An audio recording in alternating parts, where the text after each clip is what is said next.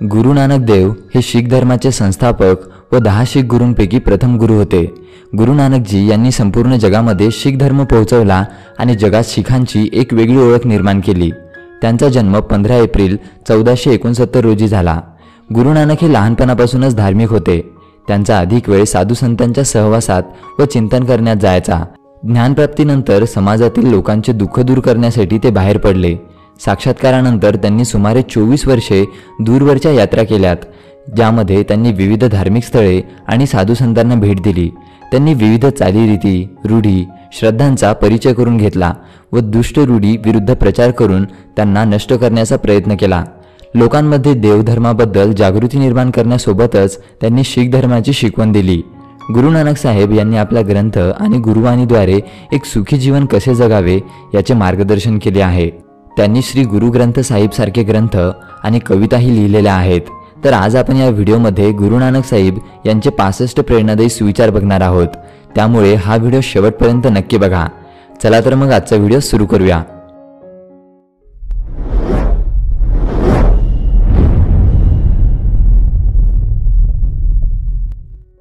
सांसारिक प्रेमाला जाळून टाका, राग घासून त्याची शाई बनवा, हृदयाला कलम बनवा आणि बुद्धीला लेखक बनवा आणि असे काहीतरी लिहा ज्याला अंत नाही, मर्यादा नाही।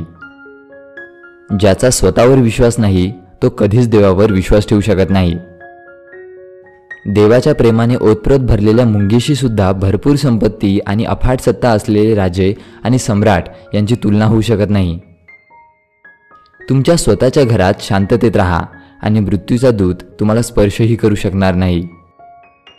जग हे स्वप्नात रंगवलेले नाटक आहे।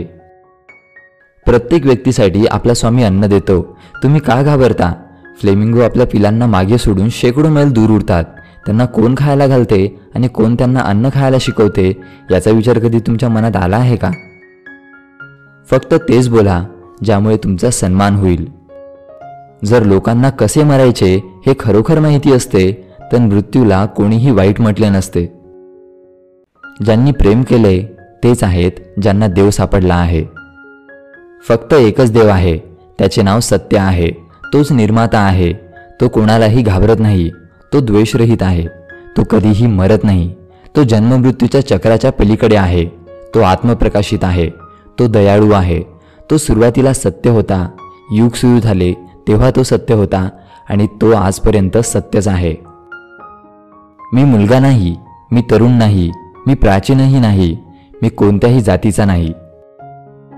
सत्य जाणून घेणे ही इतर सर्व गोष्टींपेक्षा मोठे आहे। सत्याने जगणे हे त्याहूनही मोठे आहे। या जगात सुख मागितले तर दुःख समोर येते। जो सर्व लोकांना समान मानतो तो धार्मिक असतो। संपूर्ण जग संकटात आहे। जो त्याच्या नावावर विश्वास ठेवतो तो विजयी होतो। देव एक आहे पण त्याची अनेक रूपे आहेत। तो सर्वांचा निर्माता आहे आणि तो स्वतः मनुष्यांचे रूप धारण करतो। जगातील कोणत्याही व्यक्तीने भ्रमात राहू नये। गुरुशिवाय कोणीही दुसऱ्या किनाऱ्यावर जाऊ शकत नाही। परमेश्वरासाठी आनंदाची गाणी गा, परमेश्वराच्या नावाची सेवा करा आणि त्याच्या सेवकांचे सेवक व्हा। शरीराला जिवंत ठेवण्यासाठी अन्न आवश्यक आहे, परंतु लोभ आणि संग्रह करण्याची वृत्ती वाईट आहे। सर्व स्त्री पुरुष समान आहेत। मेहनत आणि प्रामाणिकपणाच्या कमाईतून काही गरजूंनाही द्यायला हवे। नेहमी आनंदी राहा। स्वतःसाठी देवाला नेहमी क्षमा मागा। वाईट कर्म करण्याचा विचार करू नका आणि कोणालाही दुखवू नका। ईश्वराची भक्ती करणाऱ्याला कोणाचीही भय नसते। झोपण्यात आणि खाण्यात व्यक्ती आपले जीवन गमावतो आणि त्याचे अमूल्य जीवन वाया जाते। इतरांचा हक्क हिरावून घेणाऱ्याला कुठेही सन्मान मिळत नाही, म्हणून कोणाचेही हक्क कधीही हिरावून घेऊ नये। भगवंताची प्राप्ती गुरुमुळे शक्य आहे, म्हणून गुरूंचा आदर आणि उपासना करा। जर लोकांनी आपला पैसा फक्त स्वतःसाठी आणि आपली तिजोरी भरण्यासाठी वापरला तर तो मृत शरीरासारखा आहे, परंतु जर त्यांनी ते इतरांना वाटायचे ठरवले तर ते पवित्र प्रसाद आहे। गुरुशिवाय कोणतीही कार्य अपूर्णच असते। पैशांना खिशापर्यंतच ठेवा, त्याला मनात जागा देऊ नका। जेव्हा पैशाला हृदयात स्थान दिले जाते तेव्हा सुख आणि शांतीच्या जागी लालच, भेदभाव आणि दुष्कृत्ये जन्म घेतात. देवाच्या दरबारात आपल्या प्रत्येक कर्माची नोंद असते. जेव्हा शरीर मलिन होते तेव्हा आपण त्याला पाण्याने स्वच्छ करतो. त्याचप्रमाणे आपले मन जेव्हा मलिन होते तेव्हा ते ईश्वराच्या नामस्मरणाने आणि प्रेमाने शुद्ध होऊ शकते. तुम्ही जे बी पेराल त्याचे फळ तुम्हाला लवकर किंवा उशिरा नक्कीच मिळेल. देवाला हजारो डोळे आहेत आणि तरीही एकही डोळा नाही. भगवंताची हजारो रूपे आहेत पण तरीही तो निराकार आहे. कर्माच्या भूमीवर फळ मिळवण्यासाठी कर्म सर्वांना करावे लागते. ईश्वर फक्त रेषा देतो पण त्यात रंग आपल्याला भरावे लागतात. आपल्या जीवनात एखादी गोष्ट अशक्य आहे असे कधीही समजू नका. जेव्हा तुम्ही एखाद्याला मदत करता तेव्हा देव तुम्हाला मदत करतो. इतरांना मदत करण्यासाठी नेहमी तयार राहा. देवाची सीमा आणि मर्यादा संपूर्ण मानवजातीच्या कल्पनेच्या पलीकडे आहेत. अहंकारानेच मानवतेचा अंत होतो. कधीही अहंकार करू नये. हृदयात सेवाभाव ठेवून आपण आपले जीवन जगायला हवे. गुरुमुळेच तुमच्या जीवनात प्रकाश येऊ शकतो. गुरु हा परोपकारी आहे. गुरुमध्ये पूर्ण शांतता आहे. गुरु हाच तिन्ही लोकांमध्ये प्रकाशाची किरण आहे. खरा शिष्यच गुरुकडून ज्ञान आणि शांती प्राप्त करू शकतो. सर्व मनुष्य एक आहेत. ना कोणी हिंदू आहे ना कोणी मुसलमान आहे. सर्व एक समान आहेत. ईश्वर एक आहे आणि त्याला प्राप्त करण्याचा मार्गही एकच आहे.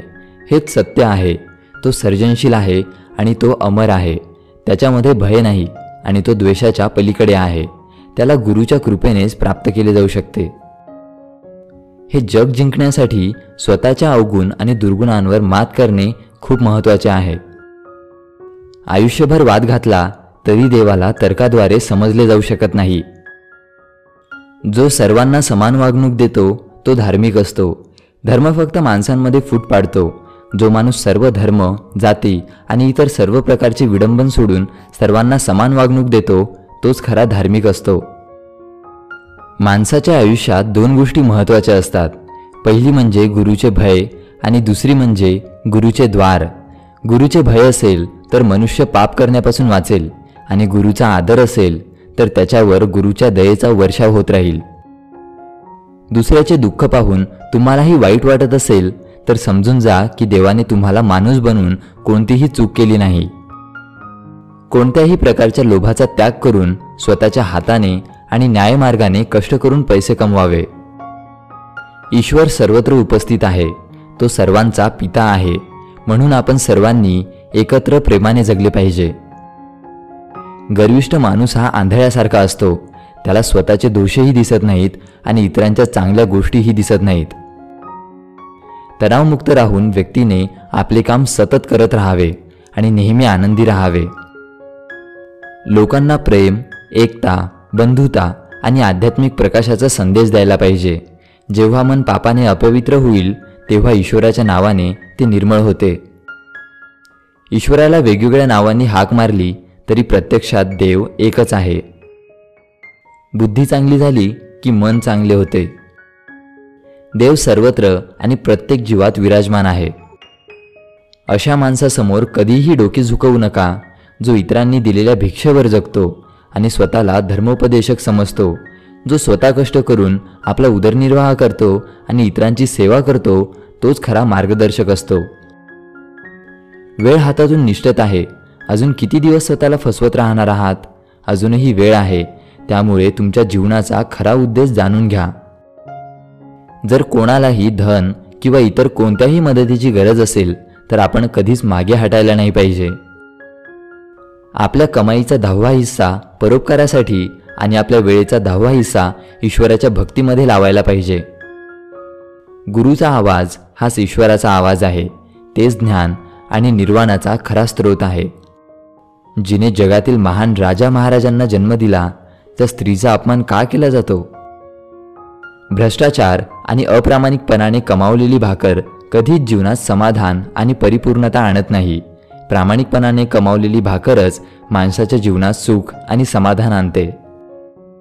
सेवेच्या बदल्यात नफा कमावण्याची अपेक्षा न ठेवता निस्वार्थ सेवा केल्याने अपार आत्मसमाधान तर मिळतेच, शिवाय अशी सेवा आपल्याला ईश्वराच्या जवळ नेते.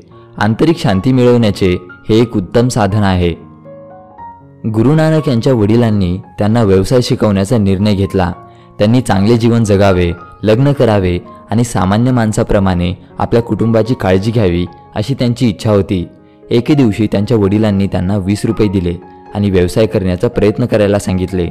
व्यवसाय करण्याऐवजी गुरु नानक यांनी ते 20 रुपये गरिबांना भोजन खाऊ घालण्यासाठी खर्च केले. त्यांच्या मते त्या 20 रुपयात त्यांनी केलेला सौदा सर्वात उत्तम सौदा होता. याला सच्चा सौदा किंवा खरा व्यवसाय म्हणून ओळखले जाते. तर मित्रांनो, गुरु नानक देव यांचे हे सुविचार तुम्हाला कसे वाटले ते कॉमेंटमध्ये नक्की कळवा. व्हिडिओला लाईक करा, हा व्हिडिओ सर्वांसोबत शेअर करा आणि अशाच प्रेरणादायी व्हिडिओसाठी स्टे इन्स्पायर्ड मराठीला सबस्क्राईब करा. Stay motivated, stay inspired.